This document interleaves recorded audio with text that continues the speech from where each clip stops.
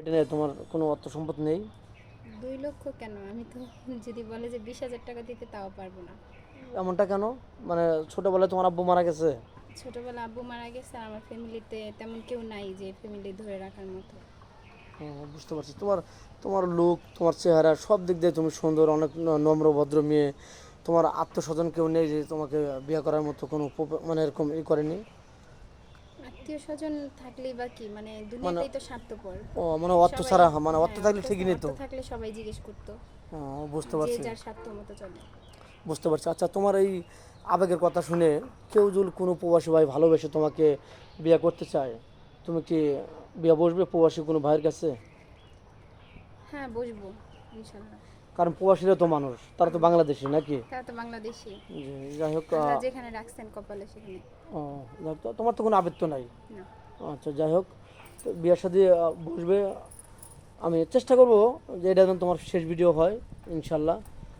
তো ওই কোনো প্রবাসী ভাই যদি তার ওয়াইফ অসুস্থ থাকে, বা হয়তো তার বউকে চালাতে পারে, তোমাকে চালাতে পারে, তোমার কোনো আপত্তি আছে এরকম?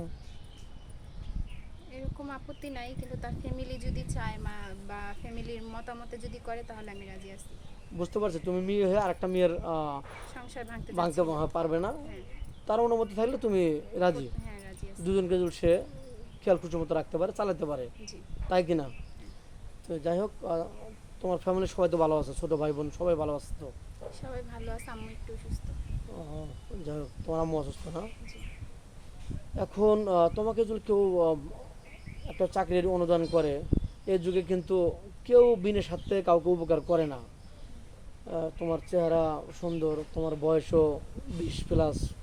তো যাই হোক, তোমাকে কেউ একটা চাকরি অফার করলো, 15-20 হাজার টাকা স্যালারি দেবে, কিন্তু বিনিময়ে কিছু চালে, মানে তুমি কি দিতে রাজি হবে? না, ওইরকম চাকরি আমি করব না। মানে কোনো বিনিময়ে যদি কিছু চায় তাহলে তো চাকরি করা সম্ভব না। আদর সে বিয়ে করতে চায় যে আমার বিনিময়ে কিছু লাগবে না, আমি তাকে বিয়ে করব, তাকে আমি চাকরি দেবো, তাহলে তো রাজি হবে? হ্যাঁ, সেটা ঠিক আছে। তো যাই হোক, স্কিপার বাড়াতে যাচ্ছে না, অনেক লং হয়ে যাচ্ছে। যাই হোক, তোমার নাম্বারটা স্ক্রিনে দিয়ে দাও। আমার পার্সোনালি কোনো ফোন নাই যে আমি নাম্বার দিয়ে দেব। এই যুগের কেউ বিশ্বাস করতে চায় না যে 2024 সাল, এখন একটা যুবতী মেয়ে, তার কাছে কোনো ফোন নেই। এটা বিশ্বাস করতে চায় না, কীভাবে বিশ্বাস করাবো বলো তো? ফ্যামিলিটা তো আমার আম্মুর উপরে চলে, ধরতে গেলে নির্ভর করে। এই জন্য এখন তুমি ওই তাকে ফোন, চাপ দাও না না, ফোন যে একটা নেওয়ার জন্য ফোন চাপ কিনে দিই দাও। না।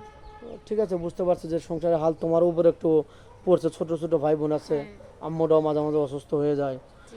একা একা কত সংসারে হাল আর টানবে, তারও তো খুবই কঠিন হয়ে যায় নাকি? হ্যাঁ। না, ভুল বললাম? না। তো যাই হোক, দর্শক বন্ধু, স্কিপার বাড়াবো না, আমাদের নাম্বার দেওয়া থাকবে, কেউ ভিডিও কল দেবেন না, অডিও কল দেবেন। ভিডিও কল দিলে ব্লক করতে বাধ্য হব।